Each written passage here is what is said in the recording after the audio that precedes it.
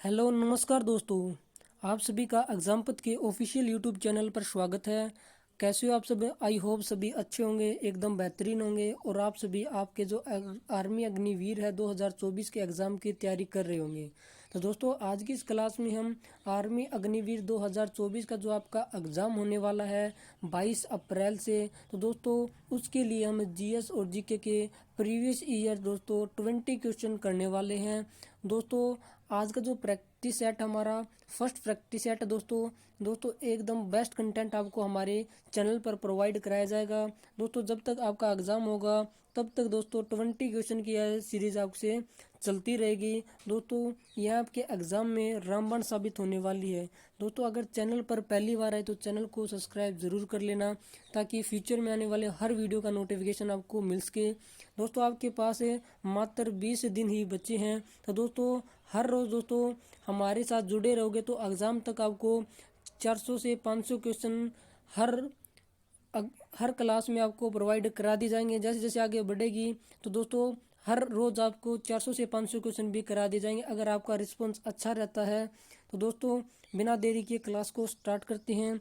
सबसे जो पहला क्वेश्चन है दोस्तों वो है भारत देश में कितने पूर्ण राज्य हैं। तो दोस्तों इसमें पूछा कि टोटल कितने राज्य हैं भारत में। तो दोस्तों ये तो आपको पता होगा 28 राज्य है दोस्तों और 8 यूटी हैं। 8 दोस्तों यूटी है जिसे यूनियन टेरिटरी के नाम से जाना जाता है दोस्तों, जिसे दोस्तों केंद्र शासित प्रदेश भी कहते हैं। और दोस्तों नेक्स्ट जो क्वेश्चन है दोस्तों वो है भारत का जनसंख्या में सबसे बड़ा राज्य कौन सा है। कौन सा ऐसा राज्य है जिसकी सबसे ज़्यादा जनसंख्या है। तो दोस्तों इसका जो राइट आंसर है वो है उत्तर प्रदेश। दोस्तों सेकंड स्थान पर कौन सा राज्य है। तो सेकंड स्थान पर आता है दोस्तों महाराष्ट्र। और दोस्तों पूछिए थर्ड स्थान पर कौन सा राज्य है। थर्ड स्थान पर आता है दोस्तों बिहार। बिहार दोस्तों जो है थर्ड स्थान पर जनसंख्या के मामले में है। अगला जो क्वेश्चन है दोस्तों वो है क्षेत्रफल में भारत का सबसे बड़ा राज्य कौन सा है। कौन सा राज्य दोस्तों क्षेत्रफल में सबसे बड़ा है। तो दोस्तों ये तो आपको पता होगा क्षेत्रफल में सबसे जो बड़ा राज्य है वो राजस्थान है दोस्तों। राजस्थान है दोस्तों जहाँ पर सबसे ज़्यादा कौन सी फसल बोई जाती है। जो मोटे अनाज वाली फसलें है दोस्तों, वो मोटे अनाज वाली जो फसलें हैं वो कहाँ पर बोई जाती है, वो राजस्थान के अंदर बोई जाती है। अगला जो क्वेश्चन है दोस्तों वो है भारत के अंतिम हिंदू राजा कौन थे। तो दोस्तों आपके एग्ज़ाम में यह क्वेश्चन मिले तो क्या तो इसमें पृथ्वीराज चौहान मिलेगा। अगर पृथ्वीराज चौहान नहीं मिलते तो आप हेमू मिलेगा। हेमू दोस्तों अंतिम जो हिंदू राजा भी था जो दोस्तों 1556 में एक युद्ध होता है अकबर के साथ पानीपत का द्वितीय युद्ध। उस पानीपत के द्वितीय युद्ध में दोस्तों जो अकबर के साथ युद्ध होता है उसमें यह हार जाता है और उस समय दोस्तों इस युद्ध में इसकी मृत्यु हो जाती है। दोस्तों क्या तो आपका पृथ्वीराज चौहान मिलेगा या फिर हेमू मिलेगा। चलते हैं नेक्स्ट क्वेश्चन की ओर। भारत में सर्वाधिक वर्षा किस राज्य में होती है। तो कौन सा ऐसा स्टेट है जिसमें सबसे ज़्यादा वर्षा होती है। तो दोस्तों वो है मेघालय। मेघालय दोस्तों सबसे ज़्यादा वर्षा होती है। और कौन सा स्थान है मेघालय में। तो दोस्तों यह जो स्थान है वो है मासिनराम। मासिनराम है दोस्तों जहाँ पर सबसे ज़्यादा वर्षा होती है। इससे पहले दोस्तों वर्षा जो थी वो चेरापूंजी में होती थी। और मासिनराम में दोस्तों 1141 सेंटीमीटर जो वर्षा होती है वो कहाँ पर होती है, मासिनराम में होती है। अगला जो क्वेश्चन है दोस्तों वो है इसमें पूछा है आपसे मुगल वंश की स्थापना किसने की थी। तो दोस्तों मुगल वंश की जो स्थापना की थी वो किसके द्वारा की गई थी। वो की गई थी दोस्तों बाबर के द्वारा। दोस्तों जो बाबर था वो कहाँ का शासक था। बाबर जो था दोस्तों वो फरगना का शासक था दोस्तों। जो फरगना था वहाँ का शासक था दोस्तों। और इसने भारत के ऊपर आक्रमण कर कर जो लोधी वंश का अंतिम शासक था दोस्तों इब्राहिम लोधी। इब्राहिम लोधी को दोस्तों तो पानीपत का द्वितीय युद्ध होता है दोस्तों, उस जो प्रथम युद्ध होता है दोस्तों, उस प्रथम युद्ध जो 1526 में हुआ था दोस्तों, उस 1526 के युद्ध में इब्राहिम लोदी को यह हरा देता है और दोस्तों इसने मुगल वंश की स्थापना कर दी थी। उसके बाद दोस्तों चलते हैं नेक्स्ट क्वेश्चन की ओर। वो दोस्तों मुगल वंश का सबसे प्रसिद्ध राजा कौन सा था। मुगल वंश की बात करते हैं दोस्तों। मुगल वंश की स्थापना किसने की थी, बाबर के द्वारा दोस्तों इसकी स्थापना की गई थी। और सबसे जो प्रसिद्ध राजा हुआ था दोस्तों वो था दोस्तों अकबर। अकबर का जन्म कब हुआ था, इसका जो जन्म हुआ था दोस्तों वो कब हुआ था, वो 1545 को हुआ था दोस्तों। 1545 को इसका जन्म हुआ था। और दोस्तों 1556 में दोस्तों यह गद्दी पर बैठा था। इसने दोस्तों जो हेमू था उसके साथ पानीपत का सेकंड युद्ध लड़ा था दोस्तों। 1556 में पानीपत का सेकंड युद्ध लड़ा। उसके बाद दोस्तों इसके पास से दिल्ली की सल्तनत आ चुकी थी दोस्तों। नेक्स्ट जो क्वेश्चन बात करते हैं, उससे पहले दोस्तों इसकी जो मृत्यु हुई थी अकबर की, वो कब हुई थी? तो इसकी जो मृत्यु हुई थी दोस्तों 1605 में दोस्तों अकबर की मृत्यु हो गई थी। अगले क्वेश्चन की ओर चलते हैं। वो दोस्तों भारत का राष्ट्रीय चिन्ह क्या है? इसमें पूछा दोस्तों राष्ट्रीय चिन्ह क्या है भारत का?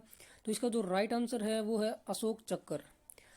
तो दोस्तों अशोक चक्र कहाँ से लिया गया है? तो दोस्तों यह राजनांद से जो अशोक स्तंभ दोस्तों, उस अशोक स्तंभ से इसको अशोक चक्र को लिया हुआ है। और दोस्तों इसमें दोस्तों कुल कितनी तिलियां हैं? इसमें दोस्तों 24 तिलियां हैं। और दोस्तों इनका रंग कैसा है? तो इनका जो रंग है वो दोस्तों नीला रंग है दोस्तों। यह भी आपसे पूछ सकता है कि इसका रंग कैसा है, तो नीला इसका रंग है दोस्तों। चलते हैं दोस्तों नेक्स्ट क्वेश्चन की ओर। अगला जो क्वेश्चन है, भारत के राष्ट्रीय ध्वज का क्या नाम है?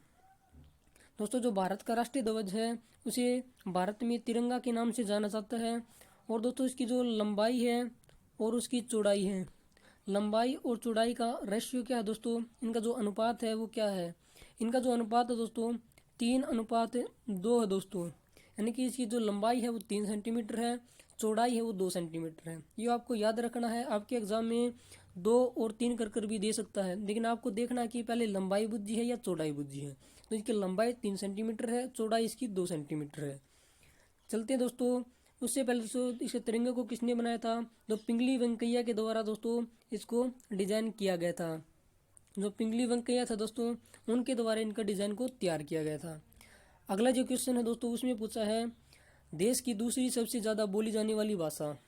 तो दोस्तों फर्स्ट नंबर पर है जो भारत है उसमें सबसे ज़्यादा कौन सी भाषा बोली जाती है? तो फर्स्ट नंबर पर बोली जाती है दोस्तों हिंदी।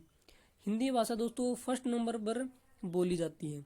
सेकंड दोस्तों बंगाली भाषा दोस्तों सेकंड नंबर पर है। सबसे ज़्यादा बंगाली भाषा कहाँ बोली जाती है? तो वेस्ट बंगाल है दोस्तों, जहाँ पर सबसे ज़्यादा बंगाली भाषा बोली जाती है।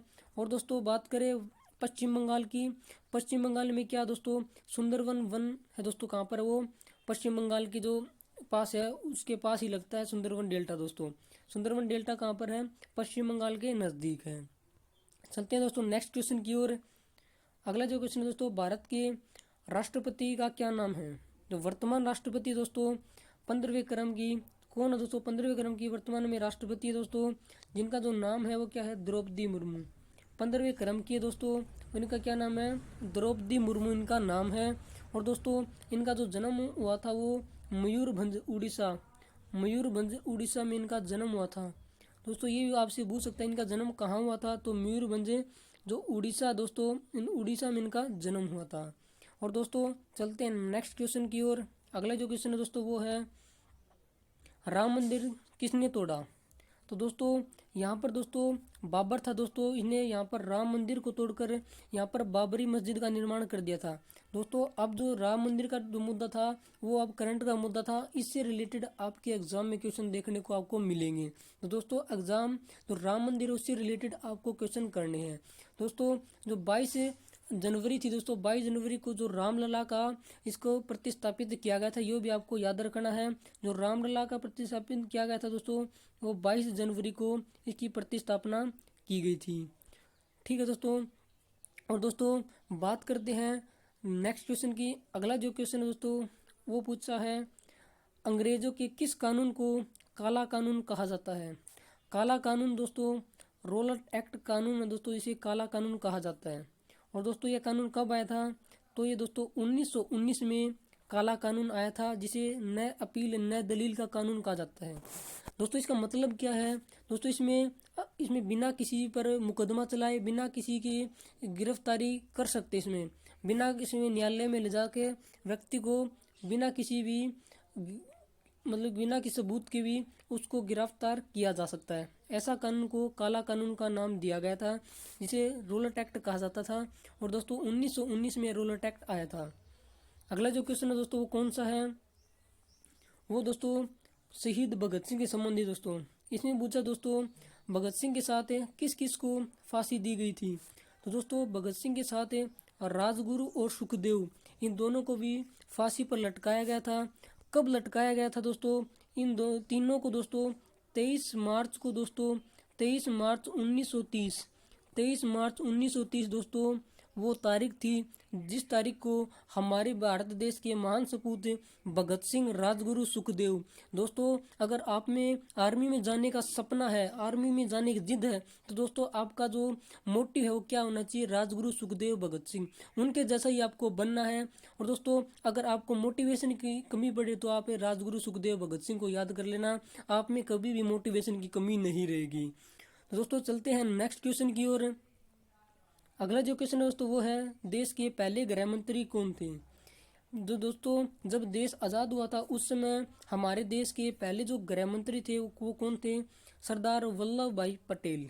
सरदार वल्लभ भाई पटेल दोस्तों, जिसे भारत का लौह पुरुष भी कहा जाता है। दोस्तों आपसे पूछ सकता है कि भारत का लौह पुरुष कौन है? तो लौह पुरुष दोस्तों भारत का कौन है? सरदार वल्लभ भाई पटेल। और दोस्तों इनको सरदार की जो उपाधि दी गई थी वो 1928 का बारदौली आंदोलन हुआ था दोस्तों। उस बारदौली आंदोलन में दोस्तों इनको सरदार की उपाधि दी गई थी। तो बारदौली दोस्तों गुजरात में एक स्थान है, वहाँ पर दोस्तों वहाँ की महिलाओं के द्वारा इनको सरदार की उपाधि दी गई थी। अगला जो क्वेश्चन है दोस्तों उसमें आपसे पूछा है कि लोधी वंश की स्थापना किसने की थी। तो दोस्तों पीछे हमने पढ़ा दिया कि लोधी वंश का जो अंतिम शासक था वो कौन था? वो था इब्राहिम लोधी। लेकिन इसकी स्थापना करने वाला था वो था बहलोल लोधी। बहलोल लोधी ने दोस्तों लोधी वंश की स्थापना की और अंतिम जो था वो था इब्राहिम लोधी। अगला जो क्वेश्चन है दोस्तों वो पूछा है मौर्य साम्राज्य का संस्थापक कौन था। मौर्य वंश की स्थापना किसके द्वारा की गई थी। तो दोस्तों इसका जो राइट आंसर है वो है सम्राट चंद्रगुप्त मौर्य। इसके द्वारा दोस्तों मौर्य वंश की स्थापना की थी। और इसका जो शासनकाल है दोस्तों इसने 322 से लेकर 278 ईस्वी तक इसने शासन किया था। 322 से 278 ईस्वी तक इनका जो है शासनकाल रहने वाला है। चलते हैं दोस्तों नेक्स्ट क्वेश्चन की ओर। अगला जो क्वेश्चन है वो है गुप्त वंश की स्थापना किसने की थी। तो दोस्तों गुप्त वंश की जो स्थापना की थी वो श्रीगुप्त के द्वारा की गई थी। स्थापना कब की थी? इनके द्वारा जो स्थापना की गई थी दोस्तों वो की गई थी, कब की गई थी? तो उनके द्वारा 240 में इनकी द्वारा श्रीगुप्त द्वारा गुप्त वंश की स्थापना की गई थी। अगला जो क्वेश्चन है दोस्तों वो है ताजमहल का निर्माण किसने करवाया था। दोस्तों ताजमहल का निर्माण किसके द्वारा करवाया गया था ये तो आपको पता ही होगा, लेकिन इसकी जो तारीख है वो आपको याद रखनी है। 1632 में मुगल सम्राट शाहजहां के द्वारा दोस्तों जो ताजमहल है वो निर्माण करवाया गया था। वो ताजमहल कहाँ पर है दोस्तों? यह दोस्तों उत्तर प्रदेश के आगरा में स्थित है दोस्तों। अगला जो क्वेश्चन दे रखा है दोस्तों वो है केदारनाथ मंदिर का निर्माण किसके द्वारा करवाया गया था। कौन से वंश का जो शासक है जिन्होंने जो है केदारनाथ मंदिर का निर्माण करवाया था। तो दोस्तों जो राइट आंसर है वो दोस्तों पांडवों ने, जो पांडव थे दोस्तों उन पांडवों के द्वारा केदारनाथ जो मंदिर है उनका निर्माण करवाया गया था। तो दोस्तों ये थी 20 क्वेश्चनों की आज की क्लास है। अगर दोस्तों क्लास अच्छी लगी तो क्लास को लाइक कर देना, चैनल को सब्सक्राइब कर लेना। और दोस्तों कल से हमारी रेगुलर क्लास रहने वाली है। कल दोस्तों हमारी 30 क्वेश्चनों की क्लास रहेगी। और क्लास की जो पीडीएफ की बात करते हैं, क्लास की जो पीडीएफ है आपको हमारे टेलीग्राम चैनल पर मिल जाएगी। टेलीग्राम दोस्तों आप सर्च कर सकते हो एग्जामपथ के नाम से, जिसमें हमारा जो चैनल का लोगो है उसी नाम से दोस्तों हमारा जो टेलीग्राम आपको मिल जाएगा। या फिर दोस्तों जो टेलीग्राम का लिंक है आपको वीडियो के डिस्क्रिप्शन बॉक्स में देखने को मिल जाएगा, वहाँ से जाकर भी दोस्तों आप इस क्लास की पीडीएफ प्राप्त कर सकते हो। और ये दोस्तों आपके एग्ज़ाम तक रेगुलर आपकी क्लास रहने वाली है। दोस्तों अगर क्लास पसंद आई तो क्लास को लाइक कर देना। जय हिंद, जय भारत, जय माँ सरस्वती।